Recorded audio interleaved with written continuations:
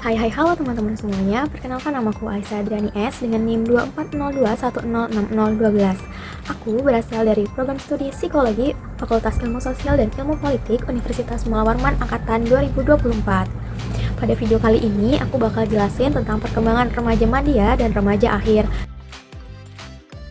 Pada masa remaja madya yang berusia 15 hingga 17 tahun, terjadi perubahan hormonal yang ditandai dengan produksi hormon luteinizing hormone atau LH dan follicle stimulation hormone atau FSH. Pada tingkat pubertas penuh, LH merangsang produksi testosteron pada laki-laki dan memicu ovulasi pada perempuan, sedangkan FSH berperan dalam spermatogenesis maupun pematangan folikel ovarium. Hormon pertumbuhan atau GH masih bekerja meskipun intensitasnya mulai menurun menjelang akhir pubertas. Contohnya, pada laki-laki mulai tumbuh janggut dan kumis, serta suara yang menjadi lebih berat, sedangkan pada perempuan terjadi siklus menstruasi menjadi lebih teratur dan payudara mulai bertumbuh. Perubahan fisik yang terjadi pada remaja madya meliputi peningkatan massa otot pada laki-laki dan massa lemak pada perempuan, disertai bentuk tubuh yang semakin menyerupai orang dewasa. Pada tahap ini, puncak pertumbuhan tinggi badan umumnya telah terlewati, namun pertumbuhan masih berlangsung sedikit. Misalnya, seorang siswa laki-laki kelas 2 SMA mulai memiliki bahu yang bidang dan lebih lebar serta suara yang lebih berat. Sementara pada remaja perempuan mulai memiliki pinggul yang lebih lebar dan lekuk tubuh yang jelas, sehingga mereka cenderung memakai pakaian yang sesuai dengan bentuk tubuh. Kematangan seksual pada remaja madya ditandai dengan fungsi organ reproduksi yang sudah hampir optimal. Pada laki-laki terjadi peningkatan produksi sperma yang memungkinkan ejakulasi secara penuh, sedangkan pada perempuan terjadi ovulasi yang mulai teratur. Dalam kehidupan sehari-hari, laki-laki mulai bercukur secara rutin karena pertumbuhan jenggot dan kumis itu cenderung lebih cepat, sedangkan pada perempuan mulai mengalami sindrom pramenstruasi atau PMS sebelum menstruasi. Remaja akhir menunjukkan kematangan seksual dengan hormon seks yang stabil dan fungsi reproduksi yang optimal. Contohnya pada remaja wanita sudah mulai memikirkan mengenai penampilan, belajar make up, dan mulai belajar basic skincare. Sedangkan pada remaja laki-laki sudah mulai memikirkan penampilan seperti rambut yang panjang.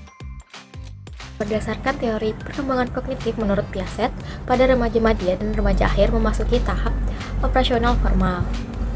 Ini masuk pada lingkup usia 11 hingga dewasa. Pada tahap ini disebut dengan pubertas.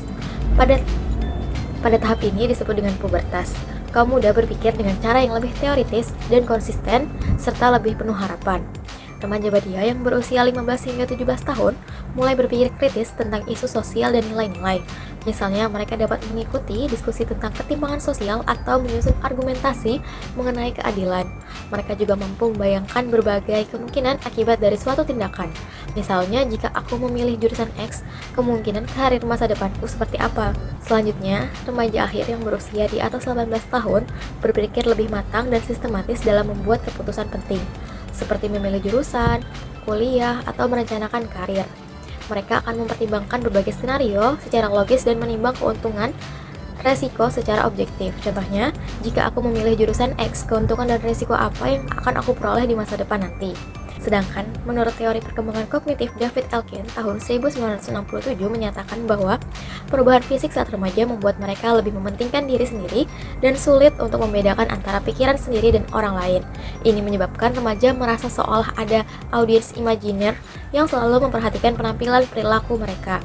Selain itu, remaja juga memiliki label pribadi, yaitu merasa unik dan kebal terhadap bahaya, sehingga sering mengambil resiko tanpa rasa takut dan konsekuensinya. Selanjutnya, egosentris ini muncul di awal masa remaja dan menurun seiring waktu, meskipun bisa berlanjut hingga akhir masa remaja. Contoh dalam kehidupan sehari-hari adalah seorang remaja yang merasa malu saat rambutnya berantakan atau rambutnya yang terlihat panjang karena dia merasa semua orang di sekolah sedang memperhatikan penampilannya. Itu adalah salah satu contoh dari audiens imajiner. Kemudian yang kedua, remaja yang secara sengaja meminum alkohol atau naik motor dengan kecepatan tinggi tanpa tahu akibat yang akan terjadi. Itu adalah salah satu contoh dari label pribadi. Nah, selanjutnya saat remaja enggan berbagi masalah pribadi karena merasa semua orang akan menghakimi atau mengawasinya.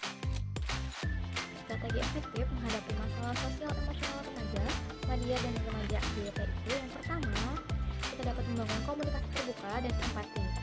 Remaja sering mengalami konflik batin, tekanan sosial, dan kebingungan identitas. Komunikasi yang terbuka dan empatik dapat membantu mereka merasa aman untuk berbagi pikiran dan perasaan. Nah, contohnya pada kehidupan sehari-hari ketika seorang remaja pulang dari sekolah dengan wajah yang terlihat murung. Alih-alih langsung ditanya oleh orang tuanya kenapa kamu terlihat murung, lebih baik orang tua berkata, kenapa kamu terlihat capek hari ini? Apakah ada yang ingin kamu ceritakan? Dengan begitu, anak pun akan mulai terbuka tentang konflik yang terjadi. Nah, yang kedua, dengan memberikan ruang untuk berekspresikan diri. Remaja sedang mencari jati diri. Mereka butuh ruang untuk mengekspresikan emosi, minat, dan nilai-nilai pribadi tanpa rasa takut untuk dihakimi. Nah, yang ketiga, menjadi role model dalam regulasi emosi. Remaja belajar dari perilaku orang dewasa, cara orang tua atau guru mengelola emosi akan menjadi contoh nyata bagi mereka.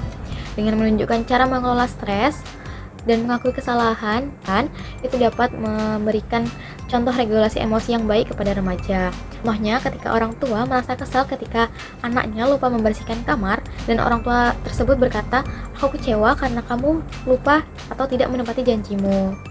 Daripada berkata seperti itu, lebih baik membicarakannya secara baik-baik dan memberitahu kesalahannya daripada harus berteriak-teriak dan menghukumnya. Sekian dari saya, kurang dan lebihnya mohon maaf. Sampai jumpa.